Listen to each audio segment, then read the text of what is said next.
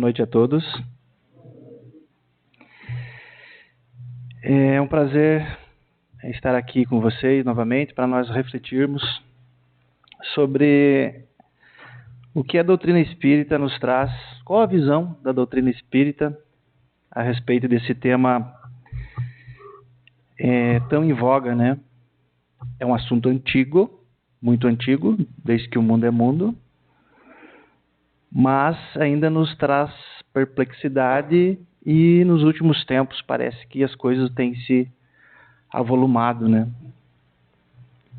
Então nós vamos falar um pouco sobre esse assunto, sobre o suicídio.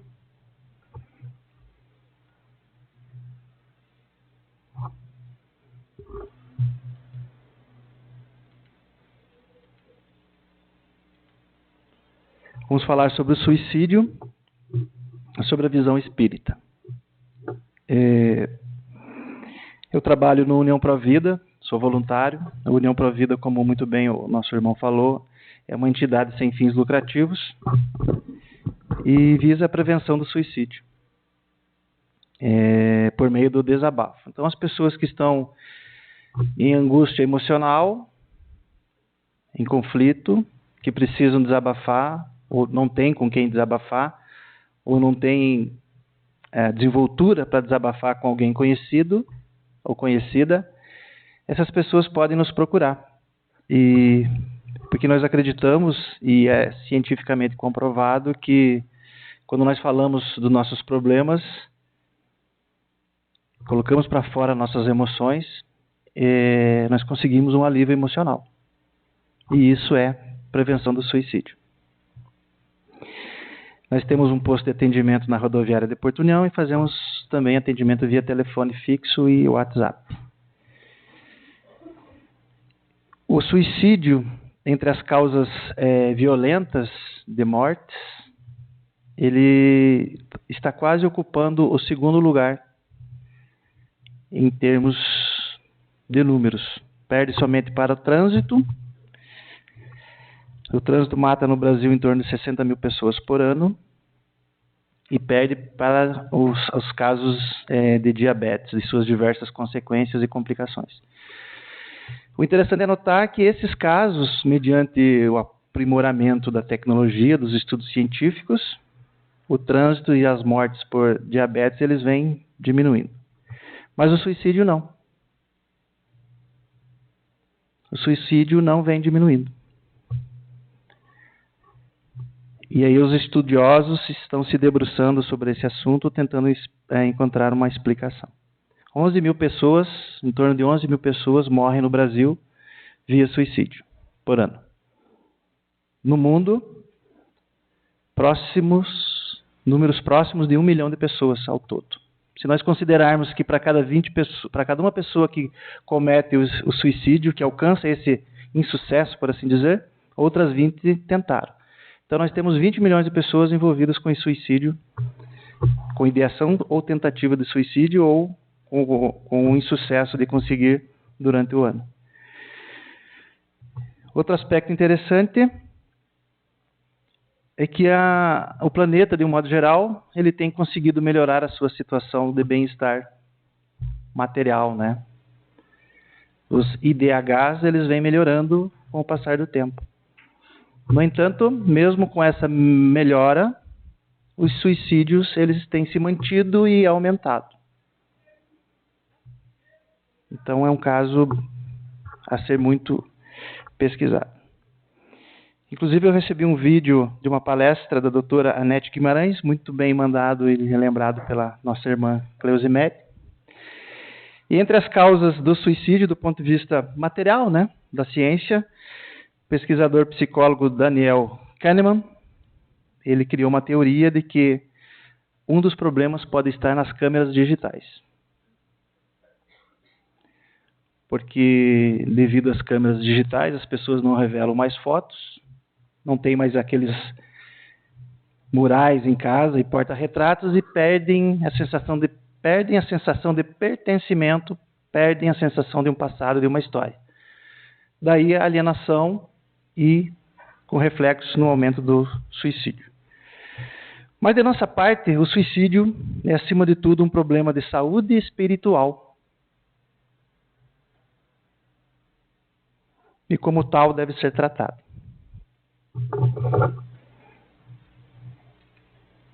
Então, aqui alguns dados, né, que eu já falei. Vamos pular.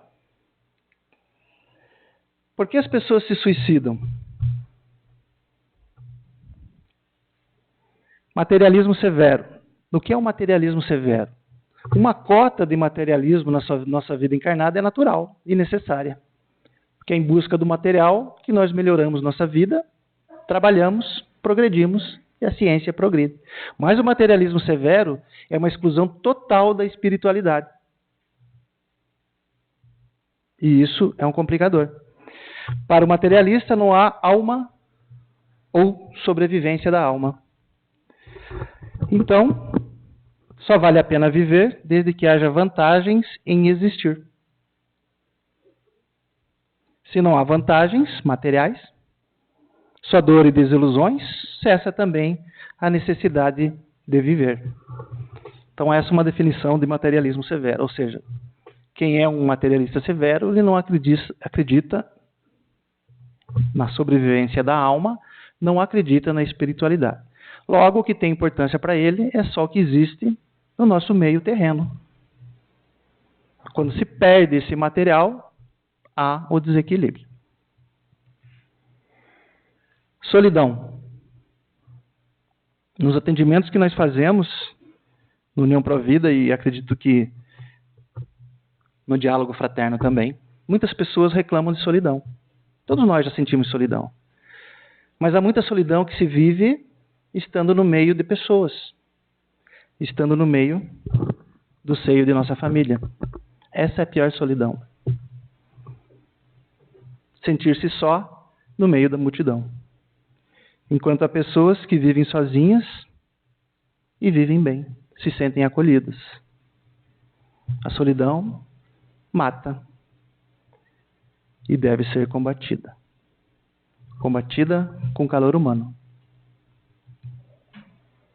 Depressão, ansiedade, também fatores que podem levar à ideação suicida.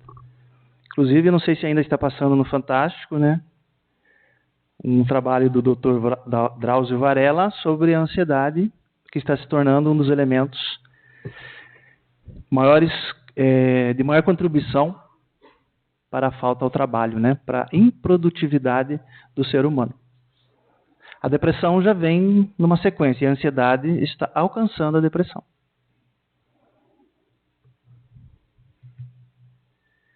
Enfermidades incuráveis. Ora, se eu sou um materialista, não acredito em nada após a morte do corpo físico e tenho uma doença grave, por que me preservar? Não é? Melhor é tratar de extinguir essa dor. Pobreza extrema, também ligado à questão do materialismo, né? Se eu só entendo que é possível viver adequadamente se eu tiver o mínimo necessário, se eu não consigo enfrentar essa luta devido à pobreza que eu vivo, eu posso pensar, pode passar pela minha cabeça a ideação suicida. Fanatismo religioso, né? Aqui não é uma crítica, é só uma constatação, longe de criticar. Mas do ponto de vista da imortalidade da alma, não faz sentido acreditar que é um instrumento de trabalho e de progresso na Terra em prol de um ideal religioso, como explodir a mim mesmo no meio de multidões. E considerar que no futuro isso seja positivo. Perdas afetivas. Esse caso, então, é o que nós mais temos vistos ultimamente, né? As ligações afetivas são tão fortes, há um materialismo tão forte nas ligações afetivas e um desentendimento das relações, que ao perder alguém que eu gosto muito, eu me desequilibro e cometo algo para aliviar a minha dor. Isso é um desentendimento das leis naturais. Casos e mais casos que nós temos vistos, né, ultimamente, e aí ressaltam muito bem essa questão. Alcoolismo, drogatização. A questão do alcoolismo e da droga, o que ocorre? A pessoa, ao consumir, ela tem uma elevação do pico de satisfação, vamos dizer assim, se sente bem, mas quando passa o efeito, a abstinência desequilibra essa pessoa e a dor é tão grande, a falta é tão grande que pode haver uma ideação suicida. Então, o alcoolismo e a droga são fatores a ser considerado com relação aos cuidados, né, daquelas pessoas que podem ter algum tipo de ideação suicida. Obsessão. Diga-me o que pensas e fazes, que direi com quem andas. A obsessão, para quem não está acostumado com o termo, é quando um espírito desencarnado tenta controlar, por assim dizer, e pode trazer pensamentos negativos, inclusive a ideação suicida de alguém encarnado. O detalhe é que essa ação, ela só é possível se eu me permito. Se eu permito por meio dos meus pensamentos e das minhas atitudes. Logo, se eu pensar no bem, sentir no bem, agir no bem, os espíritos, os irmãos obsessores, né, ignorantes obsessores, que ainda estão em progresso, eles não têm essa abertura para se aproximar. E detalhe, como muito bem lembrou o irmão Eros ontem, na medida que eu estudo, se há algum elemento, algum espírito tentando me obsediar, eu estudo e permaneço no bem, o efeito é positivo tanto em mim quanto nele. As obsessões, elas podem levar a ideações suicidas, mas nós devemos lembrar que são aberturas que nós damos.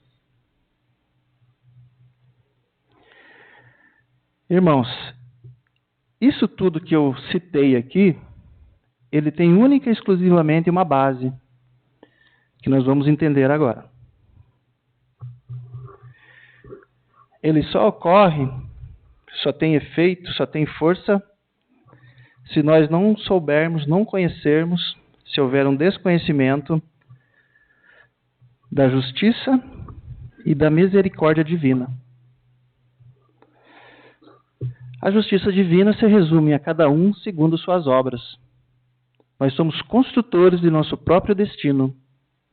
E os espíritos bem alertam que, na grande maioria dos casos, dos nossos males e sofrimentos, somos nós mesmos os causadores. As ações que eu cometo, que eu faço no meu dia a dia, elas refletem para o bem e para o mal. E na medida que eu me distancio de Deus no sentido das leis naturais, eu tenho uma tendência a passar por sofrimentos. Então nós precisamos entender essa questão para entendermos que aquilo que nós estamos sofrendo nesse momento, como muito bem a irmã Neide leu na introdução, elas podem ser efeitos de nossas próprias escolhas. E eu posso participar, inclusive, conforme o meu adiantamento moral, na própria elaboração do meu plano reencarnatório. Eu posso ter escolhido, inclusive, reencarnar em extrema pobreza, para que esta prova surta o progresso necessário em meu espírito. Então, não podemos culpar ninguém a respeito de nossos sofrimentos.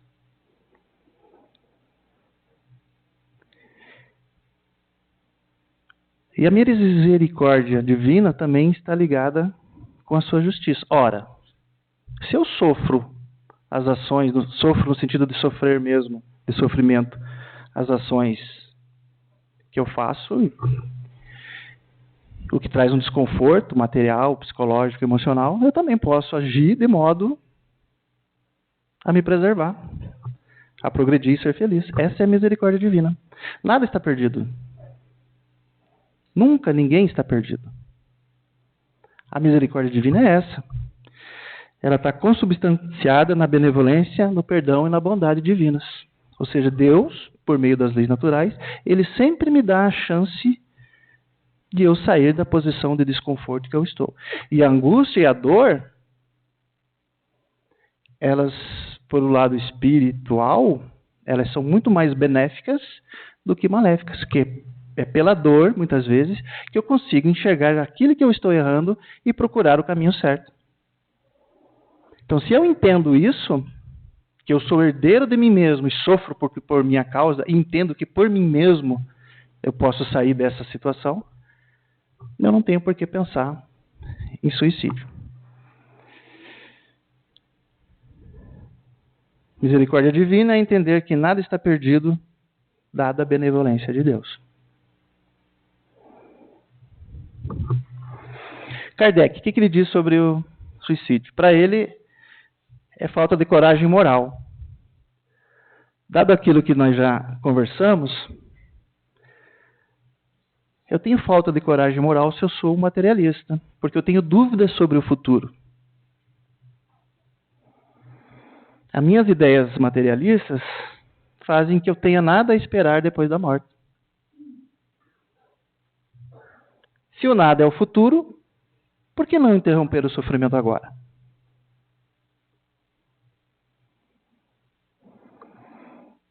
Mas, se eu tenho esperança no futuro, e que a vida se prolonga indefinidamente, mesmo após esse corpo ter sido destruído, corroído, voltado ao pó, eu encaro a vida, os meus sofrimentos, com paciência e resignação. Porque eu sei que eu os provoquei e eu posso saná-los. E isso será tão mais rápido quanto mais a minha vontade agir nesse sentido. E isso leva a um afastamento natural da ideação suicida. Ora, se eu sofro e sei que isso é só temporário, basta, entre aspas, exercer a vontade. O que o Livro dos Espíritos nos dizem? Questão 944. O homem tem o direito de dispor de sua própria vida? Não, somente Deus tem esse direito. O suicídio voluntário é uma transgressão da lei divina.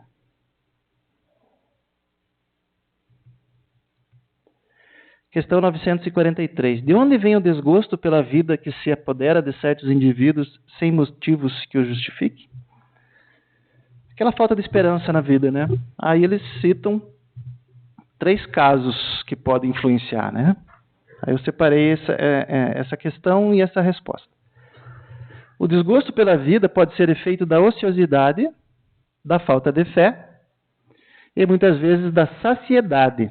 Para aquele que exerce suas faculdades com fim útil e de acordo com as suas aptidões naturais, o trabalho nada tem de árido e a vida se escoa com mais rapidez. Suporta as suas vicissitudes, os seus problemas, suas dificuldades, com tanto mais paciência e resignação, quanto mais age, tendo em vista a felicidade mais sólida e mais durável que o espera.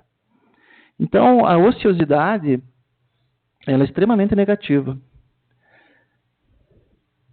Mente parada é oficina de maus pensamentos.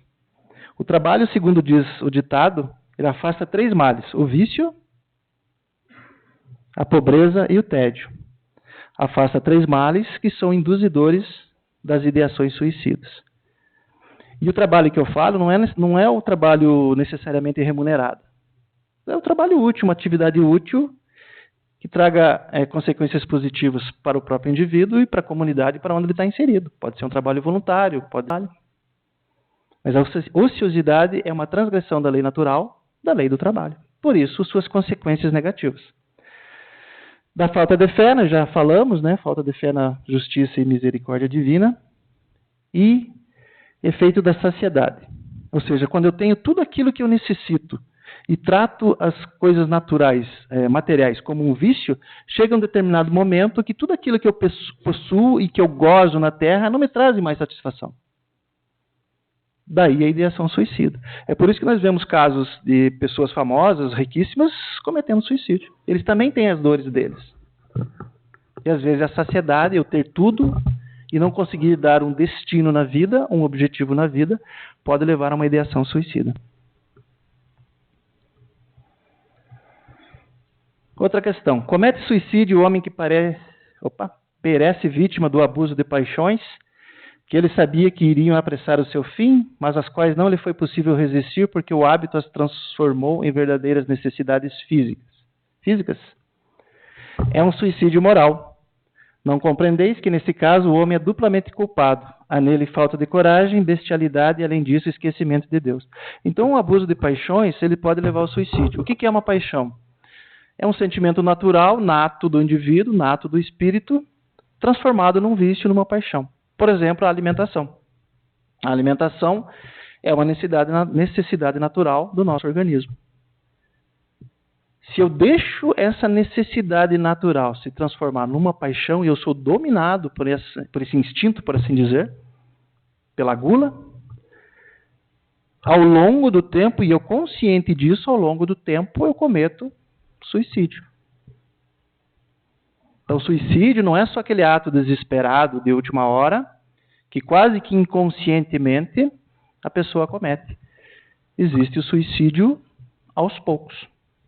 E nós temos exemplos na literatura espírita desses casos. Sexo. Sexo também é uma necessidade natural. É inerente ao ser humano. Mas o seu abuso, a luxúria e as consequentes doenças que ele pode trazer, pode ser considerado, por esse aspecto, um suicídio.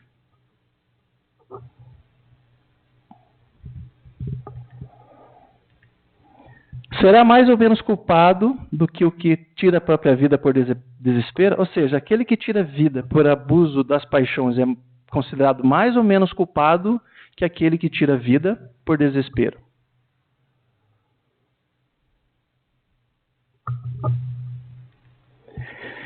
Olha só que interessante. É mais culpado, porque tem tempo de refletir sobre o seu suicídio.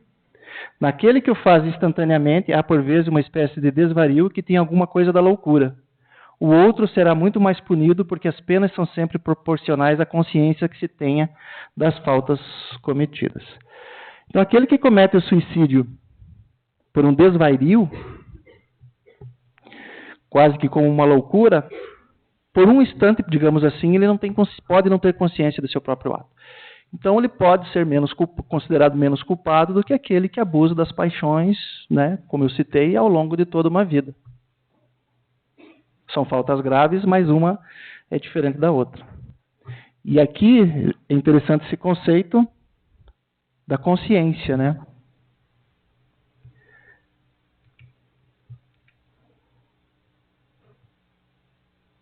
Tipos de suicídio. Direto ou intencional, resulta de autoconsciente e há planejamento da morte, às vezes com detalhes. O indireto resulta de hábitos e comportamentos viciosos que lesam a saúde física ou psíquica, ou ambas. Então, o abuso das paixões pode ser considerado, para efeito didático, né, o suicídio indireto. Consequências do suicídio.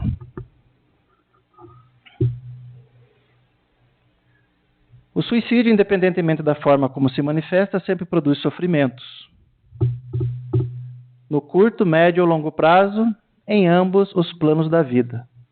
No plano espiritual e o físico. No físico é fácil constatar o estrago que faz na sociedade e na comunidade que está inserido, né? Principalmente para as pessoas que estão mais próximas. Então, o suicídio causa um abalo e um desequilíbrio muito grande para aquelas pessoas que estão vivendo muito próximas. As consequências são imprevisíveis, desde o amparo material, né, e os emocionais, geração de culpa, por exemplo. E o espiritual, principalmente no que se refere ao próprio suicida, né? Nesse caso, vai depender muito das causas, da consciência que ele tinha do ato e da sua intenção. Existem vários relatos que a espiritualidade tem nos trazido, e os depoimentos são bem interessantes, né? E os espíritos, eles pintam com cores bem fortes as consequências. Mas, como eu disse, sempre há que se levar em consideração a intenção e a consciência daquele que comete o ato. As consequências são diversas, relativas às causas que o produziram, e a consciência e intenção. Então, deixa eu ler para vocês aqui uma outra questão, só para vocês terem uma ideia. dessa questão da intenção e da consciência. Então, na questão 951, diz lá, os espíritos, Kardec pergunta, não é às vezes meritório o sacrifício da vida, quando aquele que o faz visa salvar a de outro, ou ser útil aos seus semelhantes? Ou seja, alguém que tira a própria vida para salvar a de outro, ou tenciona com seu ato ser útil a alguém. Aí os espíritos respondem, isso é sublime, conforme a intenção. E em tal caso, o sacrifício da vida não constitui suicídio. Deus, porém, se opõe a todo sacrifício inútil e não pode ver de bom grado se tem o orgulho a manchá-lo. Só o desinteresse torna meritório o sacrifício, e não raro quem o faz guarda oculto um pensamento que lhe diminui o valor aos olhos de Deus. Kardec completa. Todo sacrifício que o homem faça à custa da sua própria felicidade é um ato soberanamente meritório aos olhos de Deus, porque resulta da prática da lei de caridade. Ora, sendo a vida o bem terreno a que maior apreço dá ao homem, não comete atentado o que a ela renuncia pelo bem de seus semelhantes. Cumpre um sacrifício. Mas antes de cumprir esse sacrifício, deve refletir sobre a sua vida, se sua vida não será mais útil do que sua morte. Então, isso o que quer dizer? Quer dizer que conforme a intenção, vamos dizer que pelas leis naturais, há um relevar dessa questão. Mas, mesmo que a intenção seja boa e despertar um interesse, mesmo que escondido, daquele que comete, também não é boa coisa.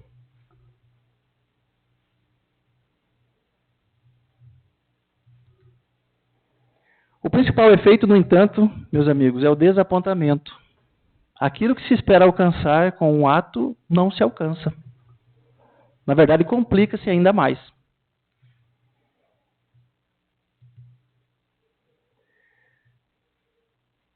Que além de permanecer aqueles sentimentos, aquelas dívidas, aqueles algo a mais a serem recuperados, ainda se comete mais uma transgressão da lei divina, que é o atentar contra a própria vida. Esse é o desapontamento principal. E com relação à persistência do laço que une o espírito ao corpo, há um prolongamento da perturbação espiritual. Então, quando nós encarnamos, nós viemos a esse orbe com uma cota de fluido vital. E se eu for cumprindo o meu tempo envelhecendo, esse fluido vital vai se extinguindo. E ao desencarnar, naturalmente, esse fluido praticamente se extinguiu. Então a perturbação é muito menor. Se eu cometo esse ato de suicídio, interrompo a minha vida e há muito fluido vital ainda a ser consumido, a tendência a perturbação durar enquanto duraria esse fluido vital. Inclusive há relatos de espíritos que sentem a própria putrefação do corpo na Terra. Interessante, né?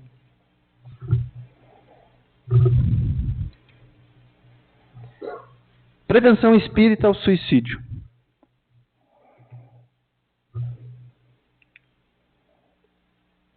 Prece, refletir sobre a bondade de Deus, justiça e misericórdia. A prece é um instrumento valiosíssimo. Nós nos conectamos com o divino, nos aproximamos de espíritos benfazejos e superiores que vêm ao nosso amparo para nos aconselhar. Não vem decidir por nós. Vem nos aconselhar, nos amparar, nos inspirar. E na medida que nós refletimos na misericórdia e justiça divina, nós entendemos a nossa situação enquanto encarnados. Esse, com relação ao suicídio, é a grande contribuição da prece. Prevenção espírita ao suicídio, valorizar a família. Isso nós aprendemos em vários bancos escolares, em várias teorias religiosas, inclusive na casa espírita. A família é o cadinho, é o local onde nós temos as pessoas com as quais nós temos um caminho em comum. E na medida que eu valorizo essa família, que eu me encaminho para o meu progresso espiritual, auxiliando o progresso dos meus entes queridos, eu me torno mais feliz pelo resultado alcançado. Por mais difícil que seja os relacionamentos. Não há para onde fugir. Quem está conosco ao nosso lado, ele tem uma história muito possivelmente ancestral conosco. E vai perdurar ainda. A família é onde nós exercitamos a caridade, o progresso, o trabalho, o cuidado, a benevolência. É mais fácil praticar. Por que é onde nós exercitamos mais? Porque é mais fácil exercitar essas aptidões com pessoas que nós gostamos. Exercitamos com eles para depois exercitar com quem está mais distante. Trabalho no bem. Trabalhar para ganhar o pão já é um trabalho no bem. Uma lei natural. Trabalhar caridosamente em prol de outras pessoas, abnegando de nossos próprios interesses, é trabalho no bem. Cuidar da família, trabalho no bem. Ser justo, misericordioso, caridoso, é trabalho no bem. Exercitar, entender, refletir as leis naturais,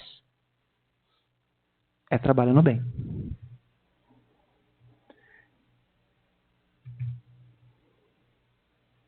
Passe. A casa espírita, ela tem o passe. Então, aqueles que necessitam, então se sentem desequilibrados, eles podem se submeter ao passe para receber novas energias, recompor as suas forças e seguir seu caminho.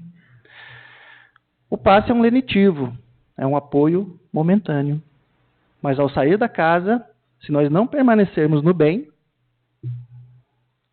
o efeito se perde rapidamente. Mas é um instrumento importantíssimo. É por meio dos médios que a espiritualidade nos traz novas energias, ajudando-nos a nos equilibrar. Atendimento fraterno. Aquele que está se sentindo incomodado, angustiado, triste, pode procurar o atendimento fraterno. Os irmãos estarão aptos a ouvir, a entender, compreender, a aceitar os problemas e, mediante a filosofia espírita, interpretar, aconselhar, trazer um consolo e uma orientação que será muito bem vinda, né, se for encarada com compaixão e entendimento. Esclarecimento a espíritos obsessores. Então, a gente citou alguma coisa sobre os espíritos obsessores nas reuniões mediúnicas. Por vezes, os espíritos podem comparecer, serem invocados, comparecem, são esclarecidos e tendem justamente a se esclarecer e, por vezes, abandonar a obsessão que porventura estivessem intencionando fazer, estivessem fazendo.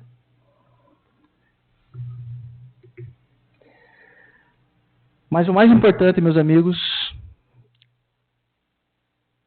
é o estudo que a casa espírita pode oferecer para vocês. O estudar, o elucidar-se, o conhecer a si mesmo, são as chaves para a prevenção do suicídio do ponto de vista espiritual. É comparecendo na casa espírita, estudando, refletindo sobre os seus ensinamentos, colocando em prática, que eu me transformo. E se eu me transformo e caminho no bem, não haverá. Se eu entendo a minha posição enquanto encarnado, não haverá pensamento suicida.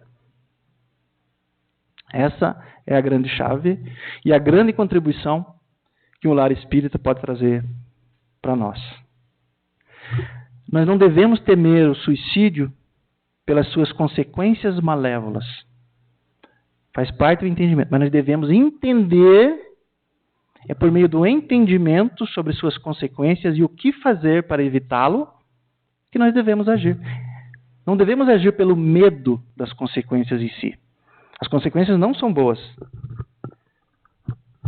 Mas o entendimento nosso próprio do que fazer, de como agir, de como atuar com a nossa família, de como atuar com o nosso irmão em comunidade, é o que faz a verdadeira transformação. porque nos traz um entendimento pelo raciocínio, pelo livre-arbítrio. Enquanto eu ajo pelo medo, não sou eu. A casa espírita é um instrumento maravilhoso, onde os irmãos que comungam uma ideia de pensamento se reúnem para comungar, para refletir. Mas é a tomada do conhecimento que fará comigo a transformação. E isso em todos os aspectos de uma casa espírita, como hospital, como oficina, como um educandário. A transformação nossa, por meio desse conhecimento, é que nos conduz para o progresso.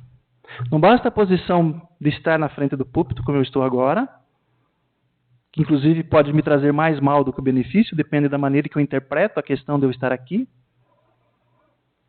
E não basta nós estarmos sentados, né, como nós estamos agora, se nós não refletirmos com carinho sobre os ensinamentos e colocarmos em prática na nossa vida. Cristo foi o grande modelo, ou é o grande modelo. Por quê? Porque ele trouxe a mensagem e disse: façam isso, que a felicidade estará à disposição. E ele desdenhou tanto da matéria, do materialismo, que ele doou o próprio corpo, sofreu sem se importar. Então, na medida que nós nos desvinculamos desse materialismo e concentramos as nossas atenções, os nossos sentimentos naquilo que realmente faz sentido, que é no progresso para uma vida futura, é que nós nos transformamos.